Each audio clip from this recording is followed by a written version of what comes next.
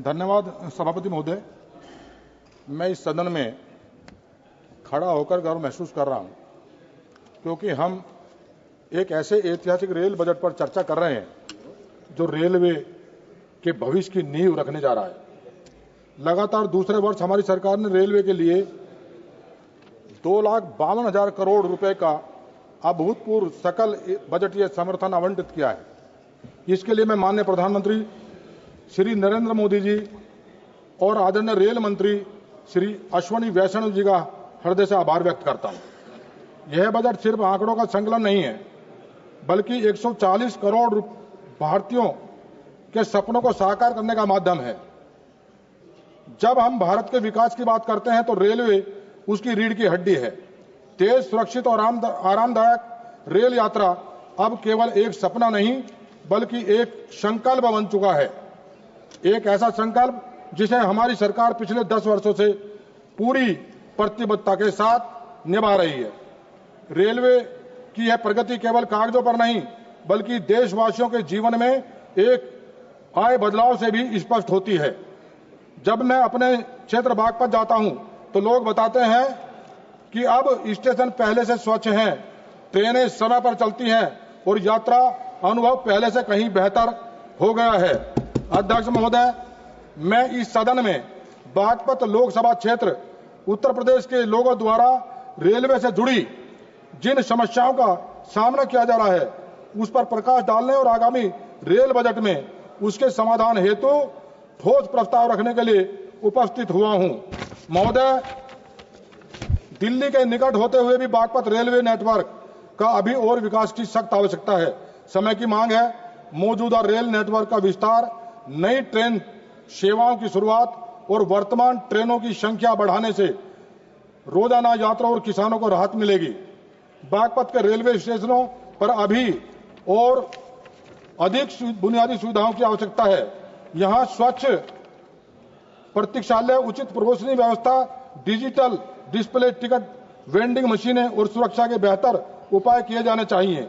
इसके अलावा स्टेशनों को अमृत भारत रेलवे स्टेशन योजना के तहत शामिल किया जाए, जिससे यात्रियों को हवाई अड्डे जैसी आधुनिक सुविधाएं मिल सकें। क्षेत्र की कई रेल लाइनें अभी भी एकल ट्रैक पर चल रही हैं, जिससे ट्रेनों में देरी और गति में कमी आती है। रेल मार्गों के दोहरीकरण से यात्रा समय में कमी आएगी और ट्रेनों की समयबद्धता सुनिश्चित होगी। दिल्ली एनसीआर के करीब होने के बावजूद बागपत में तेज और आधुनिक परिवहन का अभाव है। मैं इस सदन के माध्यम से माननीय रेल मंत्री जी से मांग करता हूं कि बागपत को दिल्ली मेट्रो नेटवर्क से जोड़ा जाए। इससे न केवल यात्री परिवहन सुगम होगा बल्कि बागपत के अधिक और औद्योगिक विकास को गति मिलेगी। रेलवे के माध्यम से बागपत में स्थानीय रोजगार के नए अवसर सृजित किए जा सकते हैं।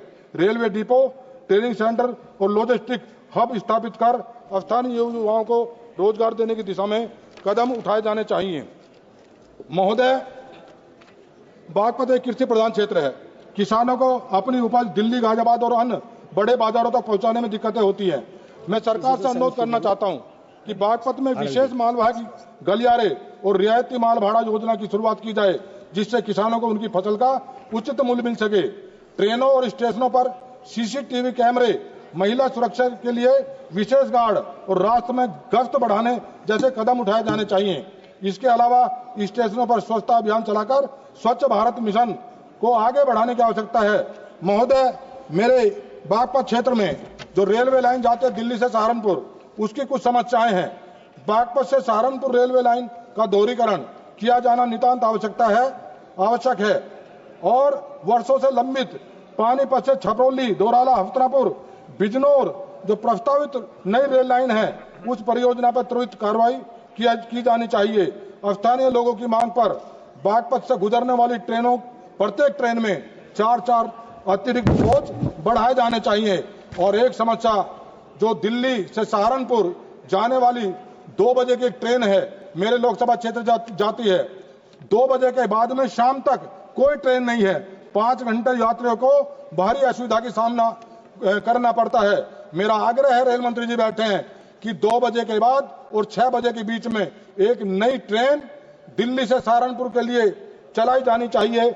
और मेरा एक और आग्रह है, महोदय, डेडिकेटेड फ्रेट कॉरिडोर जो हमारा कोलकाता से अमृतसर जो मेरठ से होकर गुजरता है, मेरठ क्रांति की धरा है, प्रथम क्रांति का स्थान रहा है, केंद्र बिंदु और व्यापारिक दृष्टिकोण से बहुत महत्वपूर्ण है। जो हमारी माल गाड़ियां जो माल ढुलाई भाड़े के लिए वहां से रेल लाइन गुजरी है, मेरा आग्रह है व्यापारिक दृष्टिकोण से वहां पर एक लॉजिस्टिक हब जो लोडिंग अनलोडिंग के लिए मेरठ में बनाया जाए, जिससे वहां के व्यापारियों को काफी सुविधा उससे हो। और मैं समझता हूं कि आर्थिक रूप से भी हमारा ये नेटवर्क मजबूत होगा। महोदय, रेलवे सिर्फ एक परिवहन साधन नहीं बल्कि भारत की जीवन रेखा है।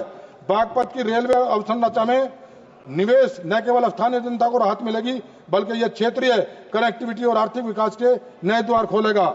मैं रेल मंत्रालय से निवेदन करता हूं कि बागपत की इन मांगों को रेल बजट में शामिल कर क्षेत्र की वर्षों पुरानी समस्याओं का समाधान करें और बागपत को विकास की मुख्य धारा से जोड़ें। मैं आदरणीय रेल मंत्री का बहुत बहुत आभार व्यक्त करता हूं और धन्यवाद देता हूं जितनी मजबूती के साथ भारत में रेल नेटवर्क इनके सानिध्य में मजबूत हुआ है और नई नई ट्रेनें चली हैं, स्टेशन हमारे स्वच्छ हुए हैं, वो और उनको मजबूती मिलेगी अगर हमारी इन मांगों पर भी आप ध्यान देंगे। धन्यवाद। Thank you.